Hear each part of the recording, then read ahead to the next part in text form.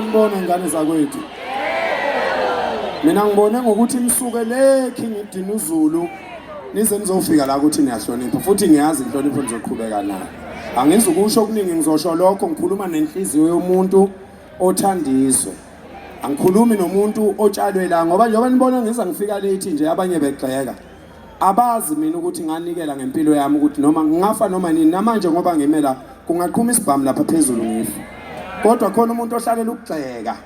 Hlalele nje ukugxeka kuphela. Ake sima ukugxeka, ake uyibuke wena uthi wenzani. Ngeke nisuke izwe lingaka. Ngoba phela umuntu uzokhuluma umuntu nikuthatha kushoyo noma ningakuthathi. Kodwa singathi sesila bese sehlukana phakathi. Angikhulumeli umuntu njalo.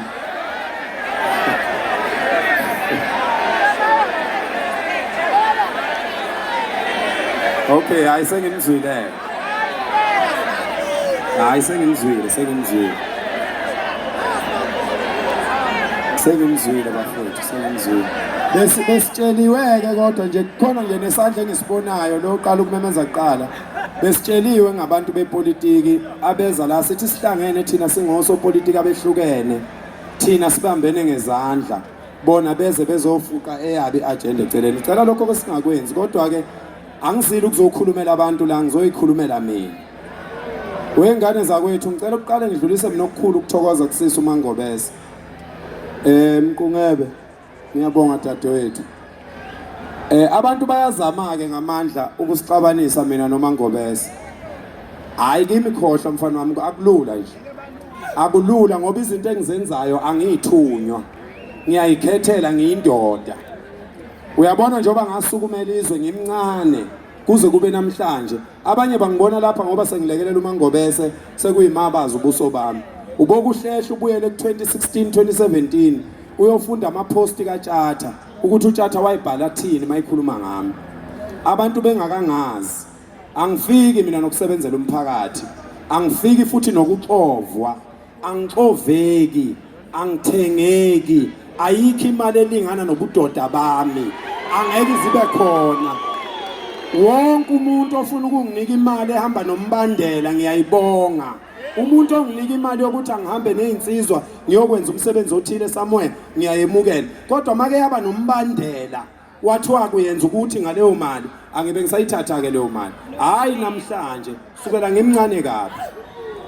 Niyabona udadewethu uMangobese ngingomunye wabantu abasuka kwaNongoma ngeyami imali njalo mayebize imarch ngize la. Le ndoda iyahlupa, le ndoda leyana. Ukhona umuntu ohlala ethatha impepho yakubo nje ezoyishisela bonke abantu. Kanti impepho kuyona niyasemsamo bakwethu. Njalo le ndoda ishisa impepho le ndoda lena. Hey ungathwali ngathi wendoda. Siyabonga lapho mfowethu siyabonga akwedlule lokho bafowethu. Mina isiphiwe uNkulunkulu angiphe sona emhlabeni uthando. Ngiyesekana mina bafowethu ngeseka ngisho abantu abangengeseki mina sidala. Ngisho ngangangeseki mina yoqhubeka ngweseke udu. Ngiyesekana. Njengoba nibona ngihlanganisa insizwa lapha phezulu, angiyena umnikazi wale March.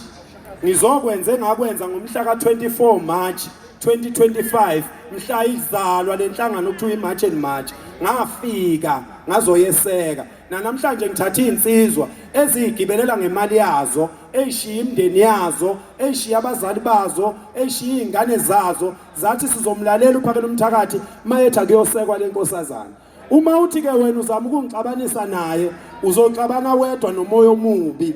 Mina ngikhulumi noMangobese zonke izinsuku ngoba ungumfazi womuntu. Ngeke ngikhulume naye zonke izinsuku. Kodwa umyeni wakhe ngiyakhuluma naye.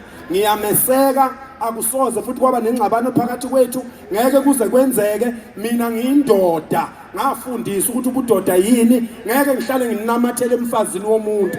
Manje manje ngangibona eduze kwakhe ingoba umfazi womuntu. Ngeke ngikwazi ukuhlala nginamathele kuyena. So bonke laba abakhathazekile ngicela behlisa umoya, laba abakhathazeke ngempela ngicela behlisa umoya. Wena onomoya omubi khululeka. Umoya omubi into nje ayikhona kusekhona ushaka la phezulu. Into engeke iphele. lapha kusasa sizoba ne-press conference sizonichazela ukuthi njengoba nje sisegoli sisebenze kanjani, iy'nhlelo zensizwa nomnsizwa development foundation kuya phambili zime kanjani.